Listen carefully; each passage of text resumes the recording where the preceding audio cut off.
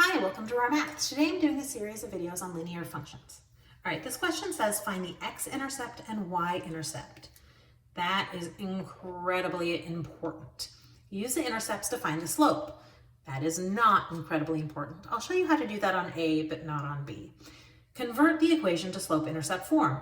I have a lot of videos on that. I'll do that and I'll use that form to find the slope on both A and B, and you'll see on A that it's the same slope. Yay! Okay, let's start with the x and y intercepts because that is really important. Okay, x-intercept. To find an intercept, you just zero out the other variable. So to find the x-intercept, we say, hey, what happens if y equals 0? Bam! If y is 0, then 24x equals negative 120. Divide by 24, and x is going to equal negative 5. So negative 5, 0, because we always write intercepts as ordered pairs. Okay, then for the y-intercept, we set x equal to 0.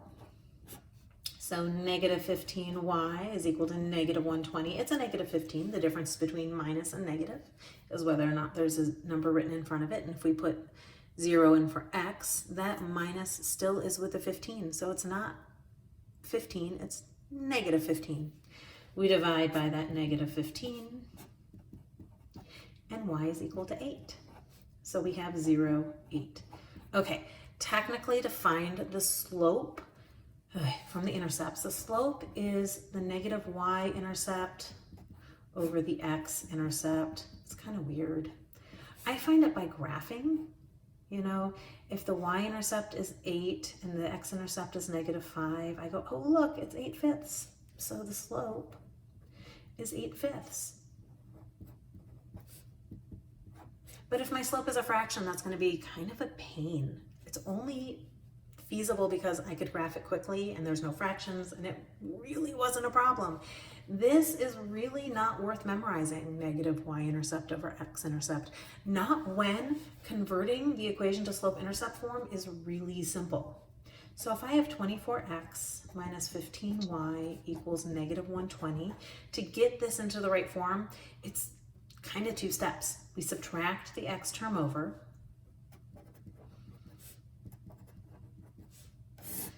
negative 15y equals negative 24x minus 120. Now I could just divide, but I really like clearing that negative, so I'm going to divide everything through by negative 1. So I have 15y equals 24x plus 120. That way I don't drop any negatives along the way. And then I'm going to divide everything by 15. And I'm going to do it term by term because it's easier to reduce if you do it term by term. And then, so I have y equals, let's see, 3 comes out of both of these. So 8/5 x. Hey, there's my slope and it's the same. Plus, well, 120 divided by 15 we already discussed was 8. So I didn't have to do all this work. I already knew the slope. I already knew the y-intercept. I could have just written the equation, but I wanted you to know that we didn't have to do this for slope. I could have just done the 2 steps.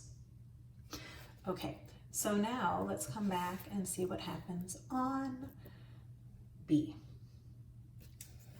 X-intercept. We set y equal to 0. So 15x equals negative 51. Divide by 15.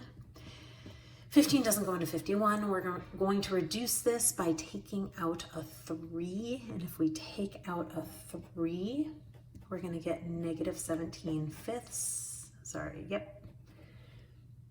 And so we're going to write this as negative 17/5, 0. If we set x equal to 0, we're going to get 9y equals negative 51. Divide by 9. Again, divide by 3. So y is equal to negative 17/3. 0, negative 17/3. Yes, I'm leaving things as fractions. This is not an application problem, and fractions are more precise. If I had to graph it, I would go to decimal, but I don't have to graph it. and that's a repeating decimal. That is not, that will terminate, but I'm just leaving everything as fractions because it's precise, and why do more work if I don't have to? You can see how doing negative y-intercept over x-intercept could be really ugly. Those 17s will go away. But it will be much simpler if I just say 15x plus 9y equals negative 51. Subtract that x term over.